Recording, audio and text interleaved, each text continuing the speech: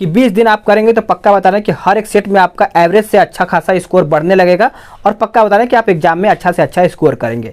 तो आप नमस्कार दोस्तों, स्वागत है आप सभी लोगों का। दोस्तों आज हम बात करेंगे बिहार एसएससी सीजीएल के बारे में। आपको पता ही होगा कि अभी क्या है कि इसका फार्म भरने का डेट भी आपका ख़त्म हो चुका है। तो बहुत लोग क्या है कि तैयारी में लग चुके हैं और बहुत लोग का कमेंट ये आ रहा है कि प्रैक्टिस सेट में जो मेरा स्कोर है नहीं बढ़ पा रहा है, किस तरीके से हम इसका प्रैक्टिस सेट में स्कोर बढ़ाएंगे और हम एग्जाम में ज़्यादा से ज़्यादा स्कोर कर पाएंगे। तो आप सभी लोग को उसी पॉइंट पे आज हम बताने वाला है किस तरीके से आपका स्कोर बढ़ेगा। मात्र 15 दिन जब आप ये जो मैं तरीका बताऊँगा अगर आप ये करेंगे, ये अगर आप तरीका फॉलो करेंगे तो पक्का बता रहे हैं कि 15 से 20 दिन के अंदर आपका स्कोर जो है बहुत ही तेज़ी से बढ़ेगा और आपका हर एक सेट या कोई भी आप प्रकाशन का सेट लगाएंगे तो आपका हर एक सेट में आपका एक लेवल का प्रैक्टिस सेट में स्कोर आएगा।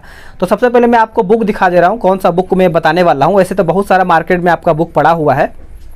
देखिए ये आपका जो बुक है ये आपका प्लेटफार्म प्रकाशन का बुक है। इसका मैंने 10 सेट आपका अपलोड कर दिया है, 20 इसमें प्रैक्टिस सेट दिया है।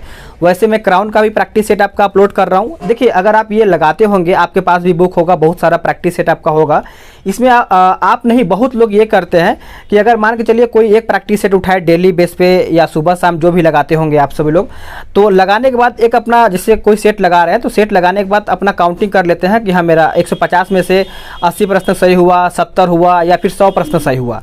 तो 100 प्रश्न सही होने के बाद मिला जुला करके क्या करते हैं कि वो अपना रख देते हैं बुक और अगले दिन फिर वही सिस्टम जो है अपना तैयारी करते हैं प्रैक्टिस सेट का। अब जो 50 प्रश्न उनको नहीं आया वो ध्यान नहीं देते हैं कि आखिर मेरा कौन कौन सा प्रश्न 50 प्रश्न नहीं आया, किस पे मेरा पकड़ नहीं हो पा रहा है, कौन से प्रश्न पर मेरा कन्फ्यूजन है। अगर आप वो देखना शुरू कर देंगे और कौन कौन सा प्रश्न आपको एकदम नहीं आ रहा है, अगर आप उसको याद कर लेते हैं, रट लेते हैं, क्योंकि प्रैक्टिस सेट में क्या होता है ना कि बहुत सारा प्रश्न जो है रिपीटेड यानी दोहराया हुआ होता है। तो आपको करना क्या, जैसे मान के चलिए हिस्ट्री में आपका बाबर से कोई प्रश्न आपका नहीं आया, ठीक है। अब अगर नहीं आएगा तो आप उसको छोड़ेंगे या फिर इस तरह रख देंगे। अगर आपको वो नहीं आया तो आपको बाबर का टॉपिक क्लियर करना है फिर से और बाबर के बारे में जो जो आपका हुआ है उसको कंप्लीट करना है। जैसे आपका पॉलिटी संविधान हो गया, संविधान में अगर मान के चलिए संशोधन से कोई आपका डेट आ गया कि ये संशोधन कब हुआ है और इस संशोधन के बारे में क्या प्रावधान था, अगर आप ये गलत कर दिए हैं तो उसको आपको देखना है। और ये बुक में खासियत क्या है, या फिर कोई भी बुक में अगर आप कोई सेट लगाते हैं तो सेट लगाने के बाद जो पीछे का एक्सप्लेनेशन होता है, डिटेल होता है, उसको जरूर पढ़ा कीजिए। चाहे आप उस टाइम पढ़िए चाहे फिर इसका फोटो खींच लीजिए मोबाइल में, जहाँ आप खाली समय बैठे होते हैं उस टाइम क्या है कि अगर आप 2 से 4 बार आप रिवीजन कर लेते हैं तो उसमें बहुत एक्स्ट्रा फैक्ट जो है आपको देखने को मिलता है।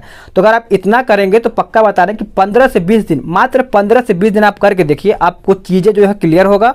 और जैसे मान के चलिए मैं आपको कोई प्रश्न बता रहा हूँ, मैं आपको ताकि ऐसे बता दूंगा तो आपको क्लियर होगा, ठीक है। एक सेकेंड रुकिएगा। जैसे मान के चलिए यहाँ पे किस पादप को शाकीय भारतीय डॉक्टर की उपमा प्रदान किया गया था।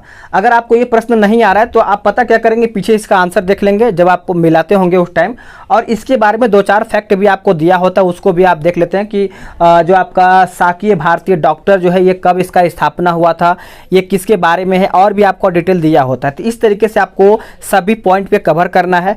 मैथ रीजनिंग की अगर हम बात करेंगे तो मैथ और रीजनिंग एक ऐसा पॉइंट है कि आपको इसी में आपको ज़्यादा स्कोर करेगा, ठीक है। बहुत लोग का ऐसा होता है कि 75 में से 75 पूरा कर ले जाते हैं और जीके जीएस तो मान के चलिए जितना भी पढ़ेंगे तो आप पूरा कर नहीं पाते हैं, लेकिन मैथ और रीजनिंग एक ऐसा पॉइंट है कि आप 75 में से 75 कर ले जाएंगे। तो आपको अपना एक चार्ट बनाना है कि मैथ रीजनिंग में कौन कौन सा प्रीवियस ईयर उठा के देखना है कि मैथ में कौन कौन सा टॉपिक, जैसे परसेंटेज हो गया, लाभ हानि हो गया, SICI हो जाएगा, एवरेज हो जाएगा, मतलब बहुत सारा आपको मैथ में टॉपिक मिलेगा। तो उसको आपको देखना है और सभी टॉपिक को आपको पढ़ना है, यानी चैप्टर को आपको कंप्लीट करना है, तब आपको सेट लगाना है। ये नहीं कि आपको कोई चैप्टर क्लियर नहीं है आप सेट लगाने बैठ गए तो आपको बहुत सारा प्रश्न नहीं आएगा। उसी तरीके से आपको रीजनिंग में करना है। रीजनिंग में आपको सभी टॉपिक को, चैप्टर को कवर करना है, उसके बाद आपको सेट लगाना है। पक्का बता रहे हैं 20 दिन आप करके देखिए।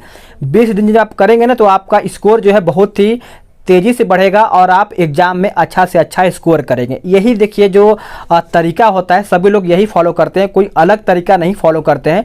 जो लोग सेट जितना लगाते हैं आप समय दीजिए, कम से कम 1 घंटा अलग से समय दीजिए सेट लगाने के बाद। उसको समझिए कौन कौन सा प्रश्न आपको नहीं आया है और कौन कौन सा प्रश्न पे आपको एकदम कन्फ्यूजन था, क्योंकि कोई भी प्रश्न एकदम नहीं आता है, दूसरा प्रश्न क्या होता है, कन्फ्यूजन होता है। कन्फ्यूजन की वजह से आपको क्या होता है कि छोड़ना पड़ जाता है।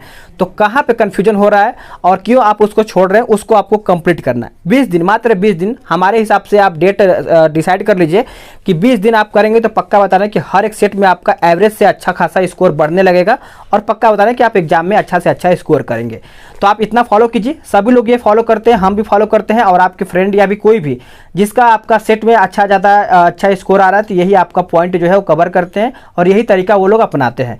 तो आपको भी यही तरीका अपनाता है। एक दिन में आपको कोई तरीका अपनाने से आप कोई अच्छा खासा सेटर नहीं बन जाएंगे और आपका स्कोर नहीं बढ़ेगा।